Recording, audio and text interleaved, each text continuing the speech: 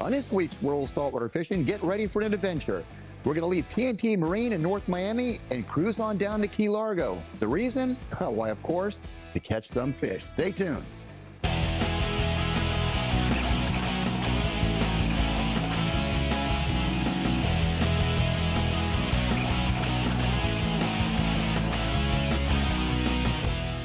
George Poveromo's World of Saltwater Fishing. Big fish don't stand a chance.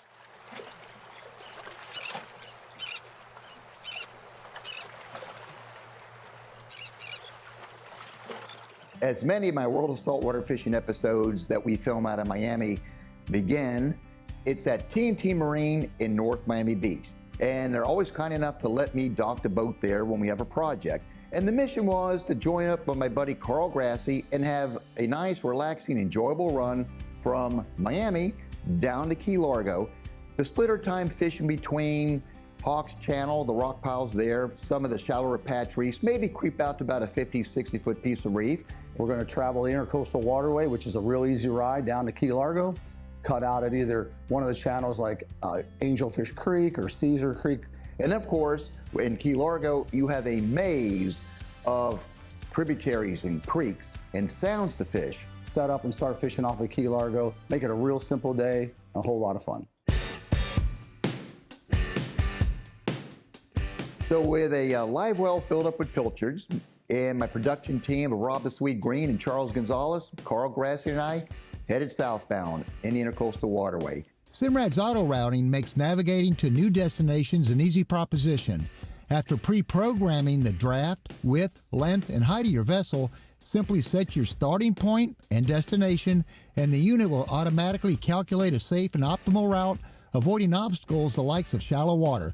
This can also be done on a mobile device with the Simrad app.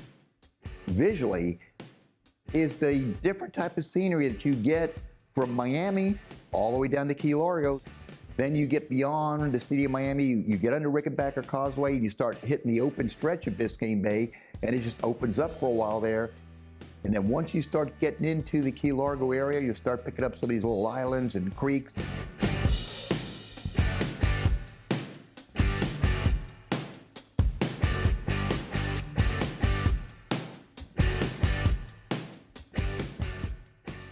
So we make our way down to Key Largo.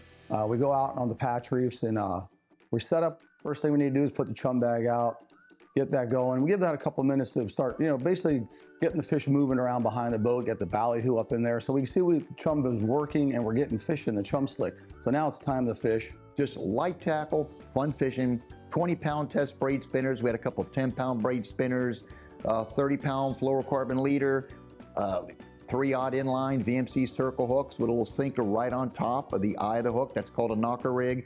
And some very light jigs in case you wanted to go fish a jig instead of a knocker rig. But the key bait, obviously, which we loaded up on, would be the live pilchards. Very simple fishing. Oh my gosh. Just embarrassing.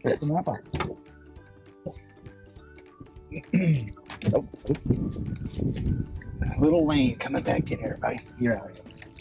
I dropped back and I got a very slight thump. And wouldn't you know it, first fish I caught wasn't the most impressive, but it was like a tiny lane snapper that would look really good in someone's aquarium.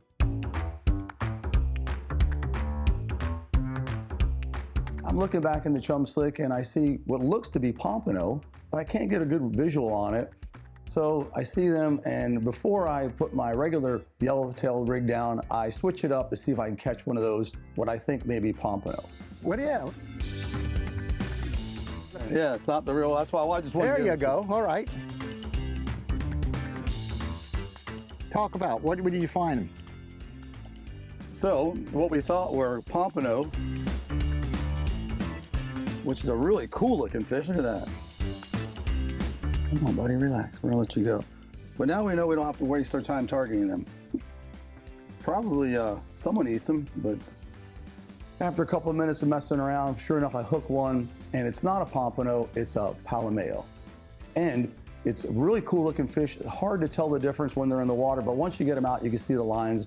They have like stripes on the side of them that pretty distinctive to say, hey, this is not a pompano. So at that point, we let him go, start rigging for yellowtail, and see what happens. George Poveromo's World of Saltwater Fishing is proudly brought to you by Penn. Let the battle begin.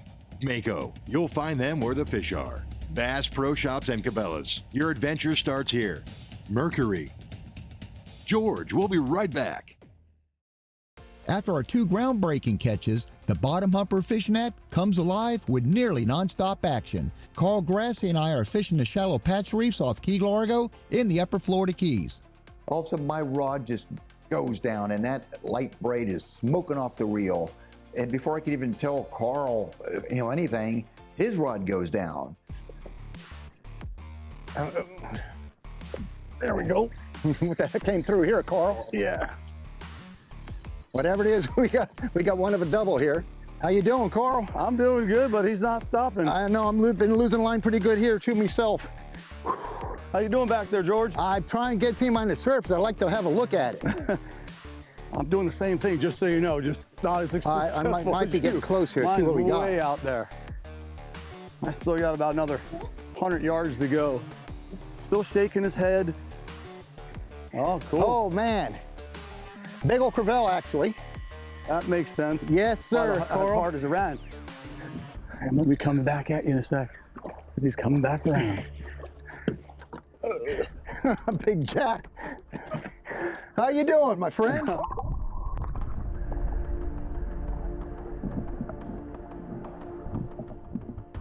Oh, wow, double-headed crevalle. How about that? We got them both. Beautiful Light fish. tackle.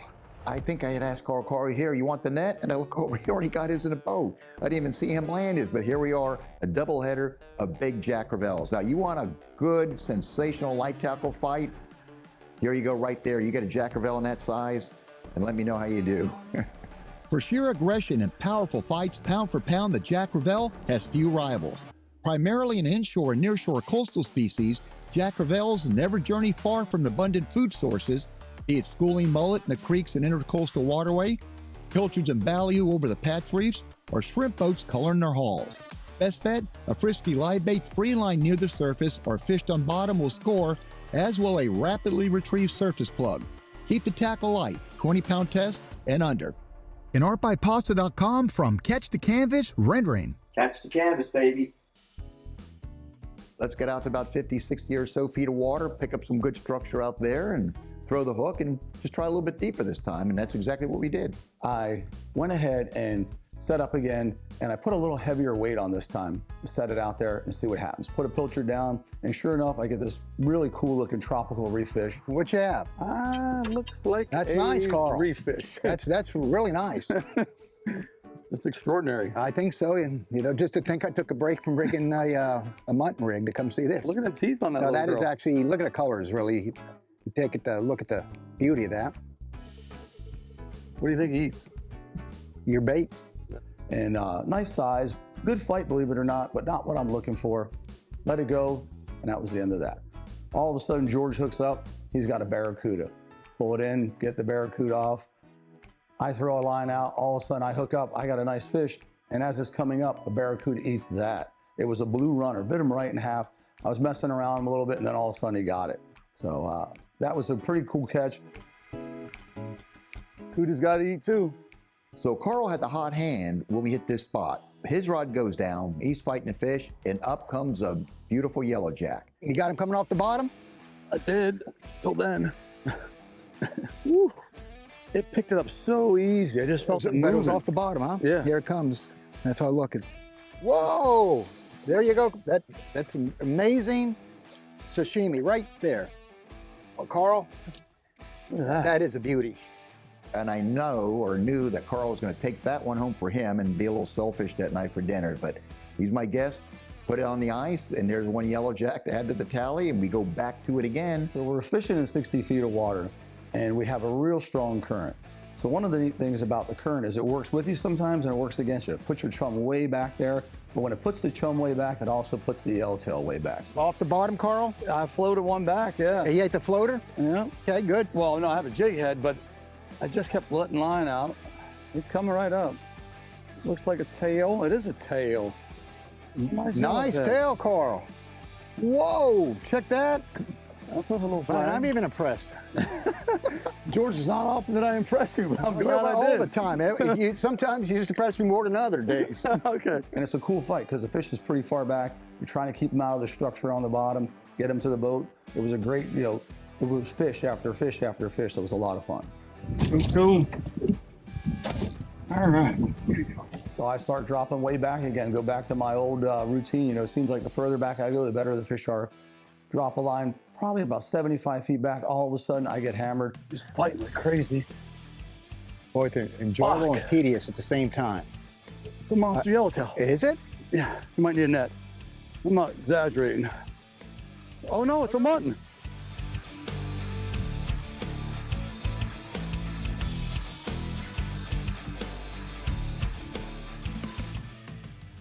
No. Not a keeper, but it's a nice one. Wow, pretty fish. So that's what they were. That's There were what's back there. muttons getting us like that because he fought the exact same way. Not a keeper, but probably about 16, 17-inch mutton. Real cool fish, pretty fish, and I'm looking for a bigger one than that.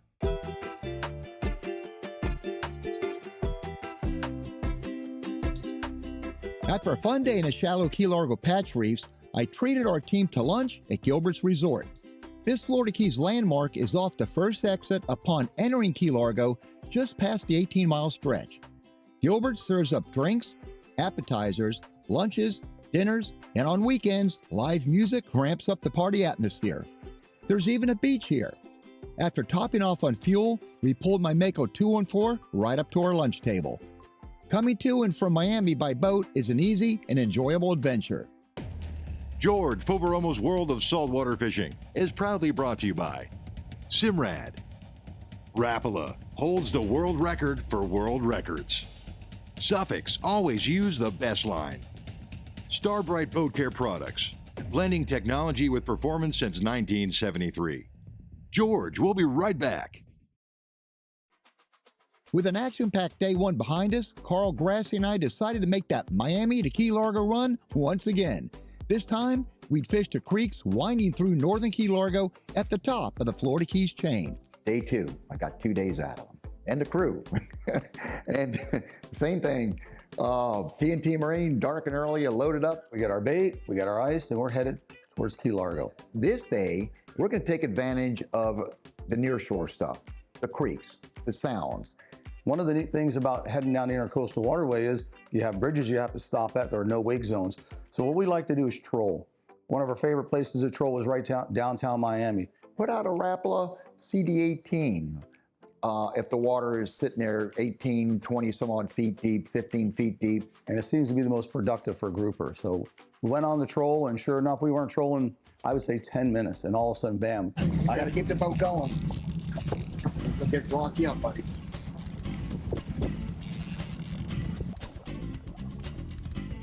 Caught a nice black grouper. A little small, but good fight and a lot of fun to get in the boat.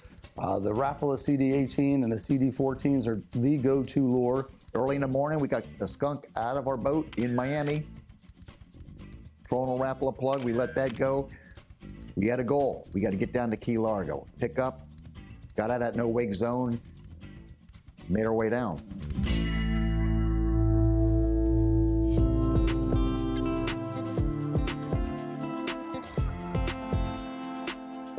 And how you find your spots, moving water is essential.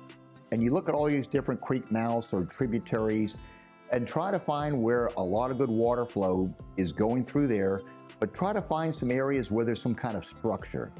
So we go up in the creek and we find a real nice edge with a shelf on it, and it's right on the point. So we anchor up on there, put the chum bag out, get the chum bag going, and start feeding back some pilchers. And right off the bat, boom, I get an undersized mutton snapper. And we got ourselves, how about a little mutton? Right, look at that.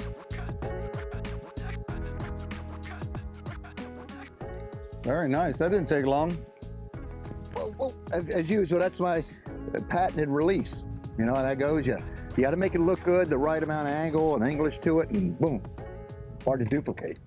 Mercury Performance Stats, Key Largo, Florida Keys. Seas, calm. Power, Mercury Pro XS V8 250 horsepower. Prop, Mercury Inertia Eco 19-inch pitch. Total miles, 258. Consistent cruise, 4,800 RPMs. Speed, 42 miles per hour. Total fuel burned, 103 gallons. We'll be right back. George Poveromo's World of Saltwater Fishing is proudly brought to you by the Florida Keys and Key West. Come as you are.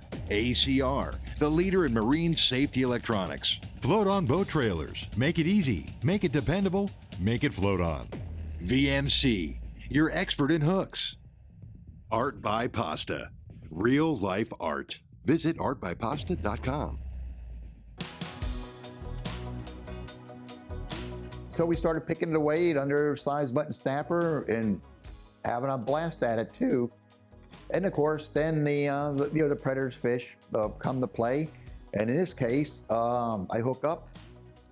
It's running straight down the net, that shallower bottom, trying to get you into some structure. Then, of course, you always hope it's a grouper. But then once you get in that fight, you could tell that it's sort of the same kind of fighting strategy or characteristics that a nurse shark has. You're like a grouper, kind of like, here we come, the big nurse shark. I told you that shark's you were right here. about the shark. Uh-huh.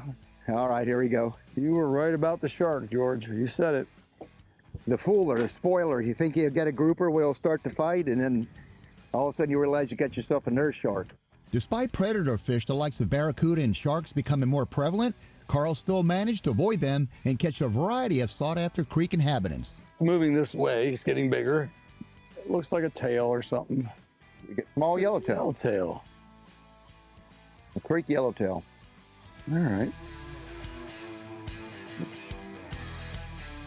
Beautiful color on them. Look at that. So pretty. Mangrove this time. Another species. Look at that guy. Good Carl? Nice. Relax, buddy. I'm gonna let you go. How come he's not out in reef spawning? Nah, he's in here chilling on vacation. All those browns and gold colors to him. Cranky, cranky, cranky. Now you got to beat a barracuda is what you have to do. I know, it's crazy. And you got yourself a mutton. Yeah, Incoming mutton. I like it. I like it a lot. Creek muttons. Look at that. So, good looking fish. It is. A little Nice small, colors but to it. Fight's real good. Pretty fish. There we go, Carl. George is on. Oh, I feel him in that plateau. I don't know. I think I got the nurse shark, I think. Well, We'll see. you're supposed to be catching these, just so you know. You're getting them all on me. Thank you. Yeah. Sure enough, a nurse shark. We get it to the boat. Beautiful fish, good size, probably 4 or 5 feet. And we released it and went on our way. So it's about 11:30 in the morning now. Looking at Carl, we got time to get lunch in. So let's get out of this creek. Let's go into Card Sound and go to Alabama Jacks.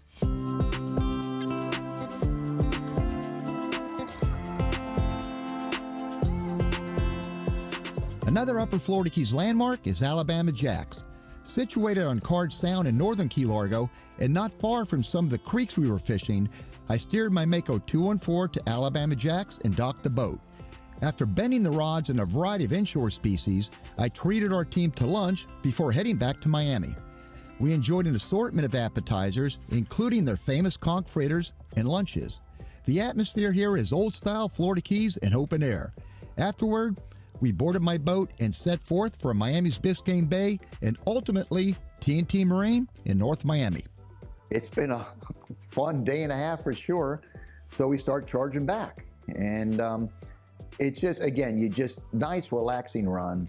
You're enjoying all the different scenery, running a boat. Yeah, just a good bunch of guys with you too. So just everything was 100% right with it. And there's a certain feeling that you get as you're working your way back to the city of Miami.